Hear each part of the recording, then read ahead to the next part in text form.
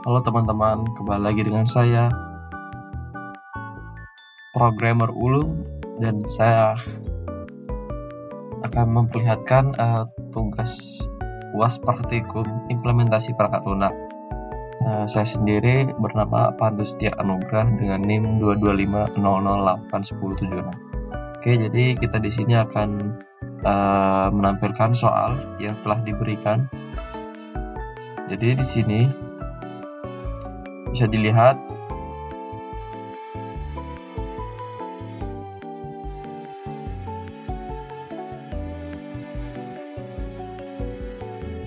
di sini terdapat 5 buah soal yang dimana kita ditugaskan untuk melakukan refactoring kode dari soal kode ini.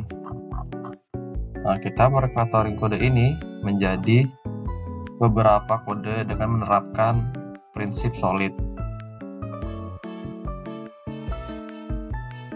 Kemudian yang jadi targetnya adalah ketika kita menerapkan prinsip solid, kita harus bisa menjalankan kodenya tanpa error dan tanpa ngebug dan lain sebagainya dengan keluaran seperti ini.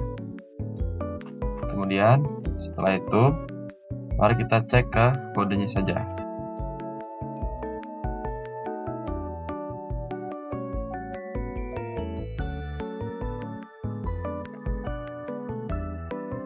Nah, di sini terdapat beberapa kode.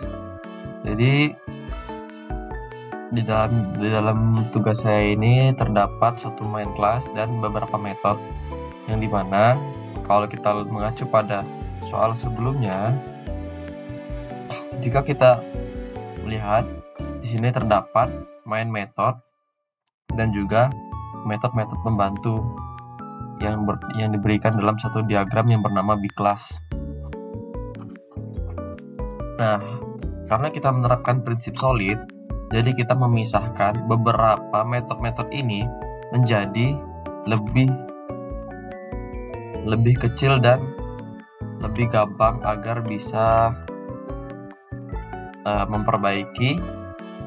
Sebenarnya prinsip solid itu memudahkan para programmer agar bisa, yang pertama, memudahkan memperbaiki kode, dan kedua adalah membaca dari kode itu. Jadi misalnya kalau kita memberikan kode ini ke orang lain dengan prinsip solid, maka programmer lain akan mudah membaca dan memahami tujuan kelas yang kita buat. Nah, jika kita tidak menggunakan prinsip solid pada implementasi perangkat lunak, maka programmer lain akan kebingungan dengan program yang kita buat, karena seperti acak-acak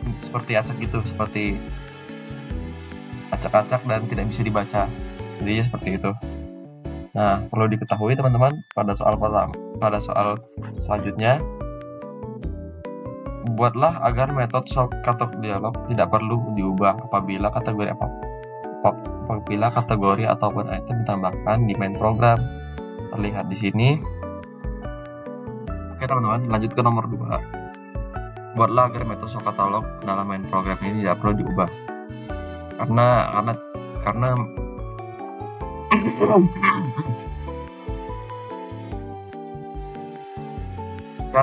soal nomor 2 menginginkan kita tidak perlu mengubah main, tetapi hanya menambahkan di metode-metode lain, maka di dalam main class di sini hanya ditampilkan show katalog saja, karena sesuai dengan tugas nomor 2 tidak usah memberikan tambahan kode pada main class, namun tambahkan jika ingin menambahkan kode di beberapa kelas lainnya. Contoh seperti ini.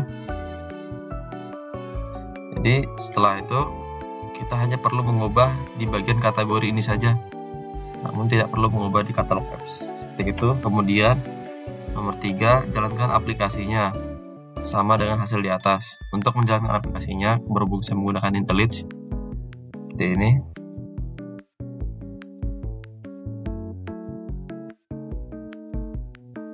Nah, semoga terlihat ya teman-teman.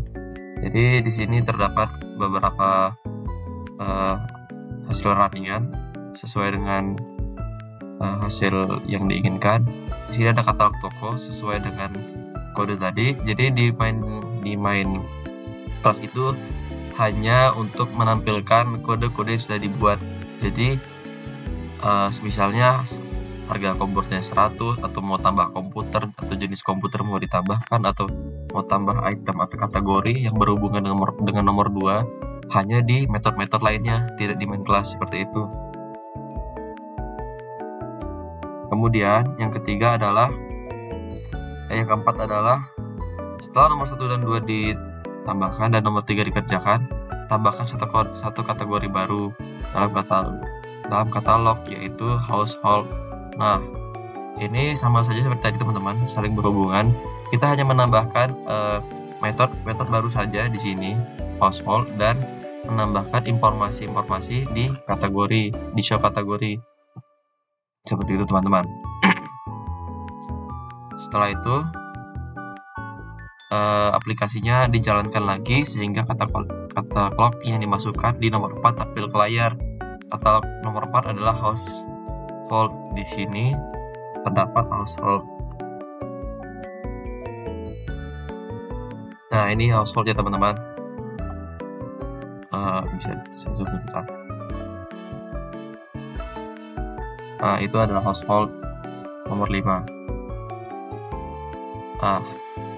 Karena saya menerapkan prinsip solid, perlu saya jelaskan prinsip solid terlebih dahulu. Jadi bagi teman-teman yang belum tahu prinsip solid dan prinsip solid itu apa, jadi solid merupakan kumpulan dari beberapa prinsip yang diwujudkan oleh engine dalam bidang-bidangnya. Karena saya memakai Intellis, jadi ada beberapa tools yang memudahkan untuk menerapkan engine. Salah satunya saya menerapkan single responsibility atau SRP. Setelah itu saya membuat kode dan merapikan kode, dipecah menjadi beberapa bagian yang sesuai dengan prinsip solid. Karena tujuan solid sendiri adalah untuk membuat hukum atau aturan yang wajib dipatuhi. Yang pertama itu toleran terhadap perubahan, mudah dipahami, dan juga komponen dasar dapat digunakan kembali dalam bentuk software. Jadi misalnya ke depan terdapat project-project baru, dengan kita menerapkan prinsip solid, project itu akan lebih mudah di maintenance dan juga gampang diperbaikin atau memperpanjang masa umurnya software. Seperti itu teman-teman. Kurang lebih mungkin seperti itu. Kalau ada salah dan lebihnya mohon dimaafkan. Assalamualaikum warahmatullahi wabarakatuh.